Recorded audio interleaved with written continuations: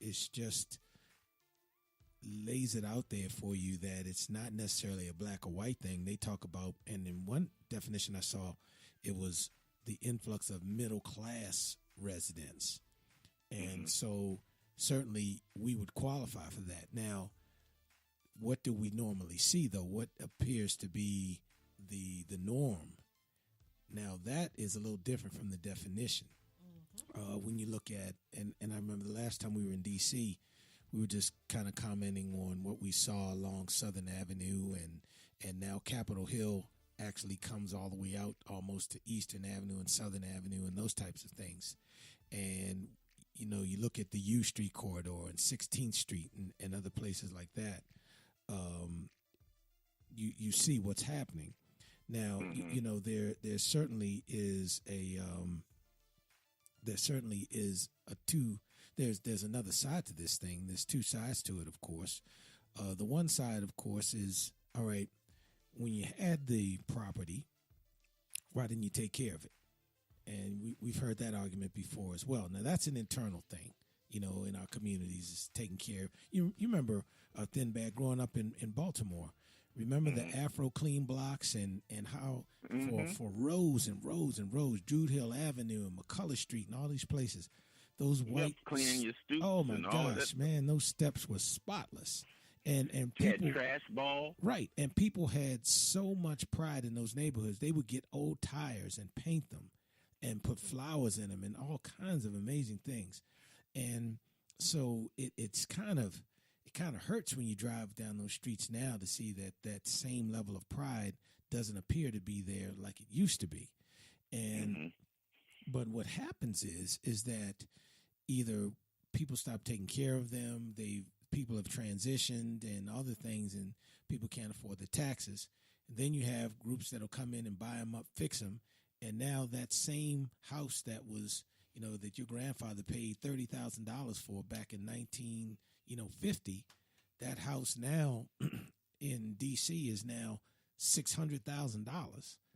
And so, and with that heavy price tag comes heavy taxes and all the things that make it so that you can't afford to live in that neighborhood.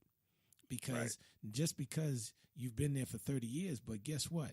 Your house is assessed based on the status of that neighborhood and all kinds of other factors. And so now you were used to paying $10 in taxes. Now you're paying $700 in taxes. And so that's real sticker shock.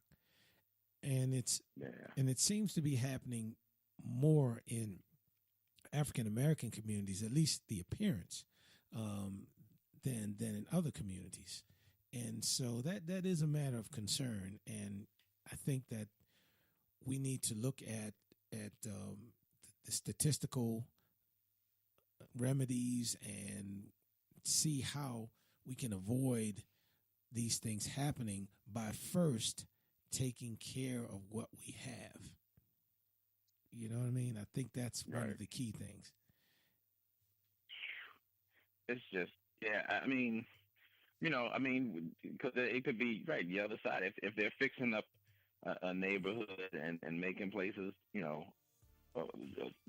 livable and available when you don't have, you know, stuff there right now where it's kind of run down and blighted. You know, whoever comes in, you know, a friend of mine was saying he doesn't care if they were polka dot folks coming in, moving next door to him, if they liked the neighborhood, if they cared enough about the neighborhood, he would invite him in, and it made me stop and think because it hadn't. I had to check myself because the way that we've seen it used or the way that it has happened, it never had. It's kind of been de facto situation where where race got stuck into it. You're right. You know, it just looked that way, and then so every time you hear gentrification, the picture in your head is black folks who've been there forever, storied histories about the neighborhoods, moved out and moved in are white folks, most of them young, buppy, kind of, or young yuppie. What was it? What the hell? Whatever. It was one of them uppies were moving in. And, you know, because the minute you see, you know, joggers and white folks dogs jogging with dogs, They are home. Yes. And in Baltimore, you see it now around Druid Hill Park, where you couldn't get a white person around Druid Hill. You couldn't get a black person around Druid Hill Park at a certain time of night. At one point, but now they're out there jogging and having fun, and I think they're talking about building amphitheaters. Wow. Out that way now, which means that stuff is coming. What we're finding is now when you had because the area where we lived around Liberty Heights, you wouldn't know it now, but back in the but as recent as the mid to late 60s, there was a huge, heavy Jewish population in that area, and then everybody moved out to the county.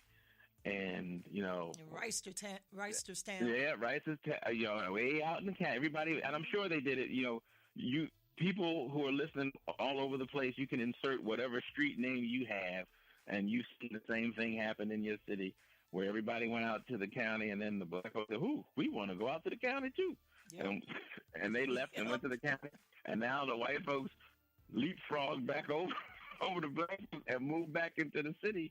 Because they realize, Baltimore in particular, that waterfront property, there's not going to be any more land given, and here we go now back to the climate control or climate issues. There's going to be less land if the water rises, if these things keep melting and all of this stuff. So they leapfrog back over, came in, took up the nice land in the city where the jobs are. And now everybody's stuck out in the county with nowhere to go. They're knocking down all the projects that were in there are gone now, and everybody's moved out to the county, and here we are. And so here we are. We pay more to commute back and forth to work and all that good stuff. Yeah. Well, wow. And I received another comment about the music piece that you talked about earlier. And the one comment was, there's another story about the music that the people stepped up and made a statement, which is very true. A lot of the community came out and says, wait a minute, we've been doing this for, years and years and years. And this is a tradition here. We're going to keep going with it. And, of course, the owner of the store recognized that as well. And, that's a great example. And you mentioned that, too, Thin Bad. If you move into an area and you are part of the gentrifying crew, I think that it's very important that you, and I'm talking about regardless of your race, that you understand the culture of the area that you're moving into. Thank you, Ms. Susan. Understand the culture of that area.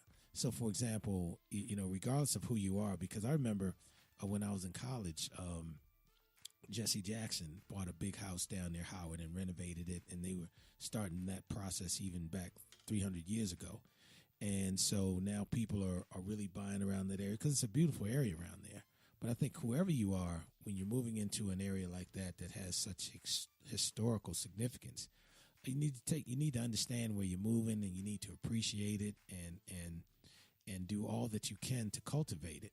Because, that's one of the things that gives that neighborhood the ambiance, is because it does look right onto the hilltop and all the other things that come along with Howard University, or it is in an area in Baltimore that has great views of the monuments in the Inner Harbor and those types of things. So wherever it is, like you said, wherever it is around the country and around the globe.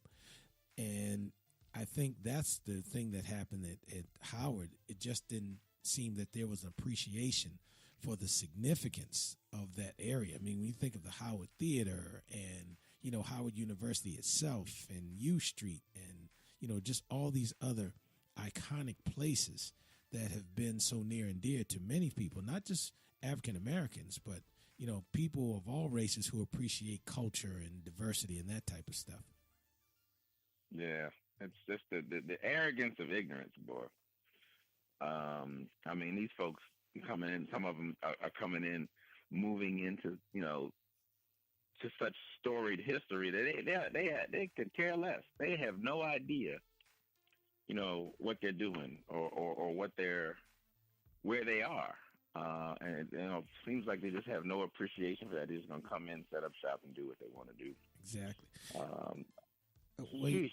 Well, Thin Bad, before I didn't want to get out of here before I got your opinion, because you've actually been in the grind with politics, and everybody knows that you come from. I'm a recovering legislator. Yes, you are. That's what you are. Mm-hmm. You go. How your group meetings coming, by the way? Hi, my name is Wendell, and I'm a recovering legislator. Hi, Wendell. Yeah, hi, how you doing? How you doing? You put your little candle vote in the yes, middle. Vote no. That's right. So from a retired recovering politician's perspective, well, that was good, wasn't it, Miss Susan? Mm-hmm. Do you think that the Democratic and Independent parties are being caught asleep at the wheel by all of the maneuvering that's being done by the Republicans in the White House and in the Senate? Yeah, I think so. What the Democrats are very good at right now, or have been very good at here lately, is telling you what they're against. But what they've been very bad at is kind of explaining what they're for. People don't grasp it. I mean, people know basically what it is, but everyone is so focused on this one personality. They're not even, and it is. I mean, they're focused on this personality, and I guess it probably caught a lot of them off guard. When you see folks flip flop the way that, what's his name? The dude who was supposed to be McCain's best friend, who's pretty much Lindsey Graham. Lindsey Graham. I mean, Flimsy Graham is what they ought to call him. Yeah, good name. Because he is. I mean, he was the one who, when he was in the race, he was the one who said, I think my party's gone bleep crazy. He because he couldn't stand Trump. But I understand the phrase "politics makes strange bedfellows." I get that term. Yes, sir. But this is something else. This isn't even really politics, because what Trump is a terrible politician. Terrible. Yep. He is just he's just running this thing, doing what he wants to do, and he'll threaten to start a war to keep from. See what I'm doing now? See, this is what's happening to the Democrats. It got me all sidetracked. You asked the question, what they thought, and now I'm all sidetracked. And that's what they're doing. That's what's happening. The same thing. And I did it not trying to do it, but because it's so outlandish, it's so ridiculous that you feel like, the country is, Biden said something about, if we could go through another 4 years of this, we could really fundamentally change the direction and the trajectory of this country for years, decades to come. And, I thought for a minute, that might have been over the top. But the more I think about it, I'm like, look at all the damage this dude has done. Oh, yeah. In 2 years. He's stupid like a fox. Absolutely. Right, yeah. I just think everybody around him is using him. I still don't think he knows what's going on. I think he's using them too. Oh no, this guy. Oh yeah, he's using them. Mutual.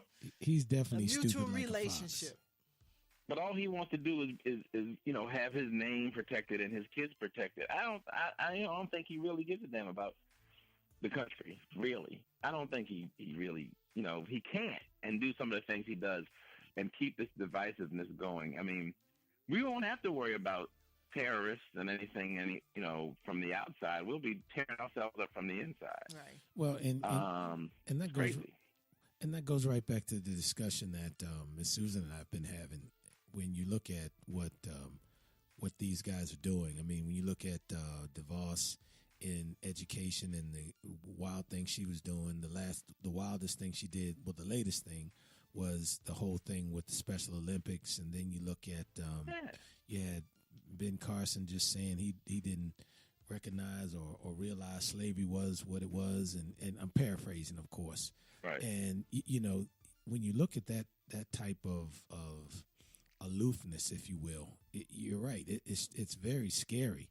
But the other concern that I have, Thin Bad and Miss Susan, and this is something you've heard me say before, is